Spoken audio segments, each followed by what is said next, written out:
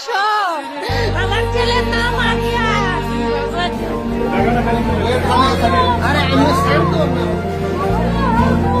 তোমার বুক খালি হয়ে যাচ্ছে। 21 জুলাই সোমবার দুপুর ঢাকার আকাশে তখন নিদারুণ বিষণ্ণতা। উত্তরার মাইলস্টোন স্কুল প্রাঙ্গণে শিশুদের কলকাকলিতে মুখরিত। ভবিষ্যতের স্বপ্নগুলো যেন ছোট ছোট পায়ে ছুটোছুটি করছে। বাবা মায়েরা অধীর আগ্রহে অপেক্ষা করছেন তাদের বুকের ধনদের ঘরে ফেরানোর জন্য। কিন্তু কে জানতো এই সাধারণ দুপুরে এমনই এক মহাপ্রলয় অপেক্ষা করছে?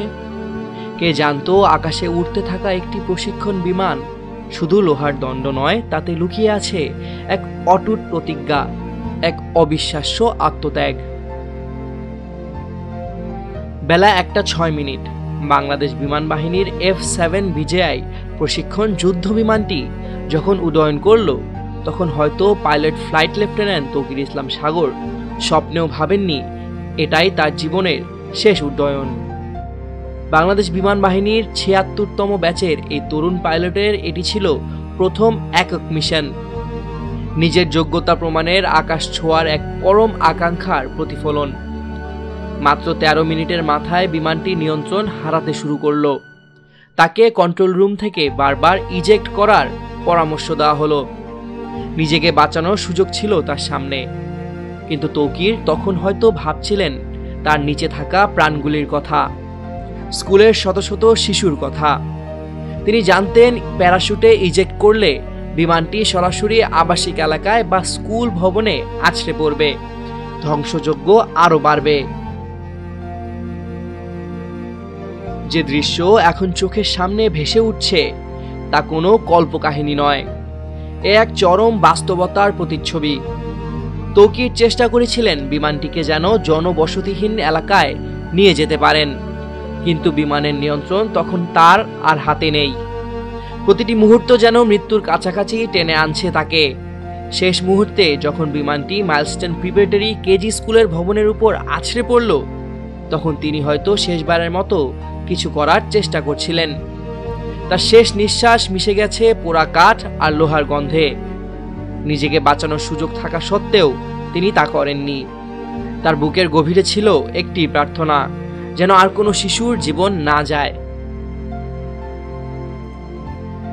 বিমান বিধ্বস্ত হওয়ার সাথে সাথে যেন পুরো উত্তরা জুড়ে নেমে এলো এক ভয়াবহ নীরবতা। এরপরই শুরু হলো আহাজারি আর আর্তনাদ। এক নিমিষে স্কুলের ভবনটি পরিণত হলো ধ্বংসস্তূপে। চারদিকে আগুনের লেলিহান শিখা। যে প্লে গ্রুপের শিশুদের কলকাকুলিতে ভবনটি মুখরিত হতো, সেখানে এখন শুধুই চাপা কান্না আর বিভীষিকাময় আতঙ্ক। মিস, আমার বাচ্চা কই? মোবাইল ফোনে চিৎকার করে কাঁদতে থাকা এক মায়ের আকুতি যেন হৃদয় বিদীর্ণ করে দেয়। শত শত বাবা মা তাদের সন্তানদের খোঁজে দিক বিদিক ছুটে বেড়াচ্ছেন। তাদের চোখের জল যেন যমুনার মতোই বয়ে চলেছে। জাতীয় বার্ন ইনস্টিটিউট সহ বিভিন্ন হাসপাতালে অর্ধশতাধিক দগ্ধ শিশুকে ভর্তি করা হয়েছে। তাদের আর্তনাদ যেন বাতাসের সঙ্গে মিশে এক শোকের মাতম তৈরি করেছে।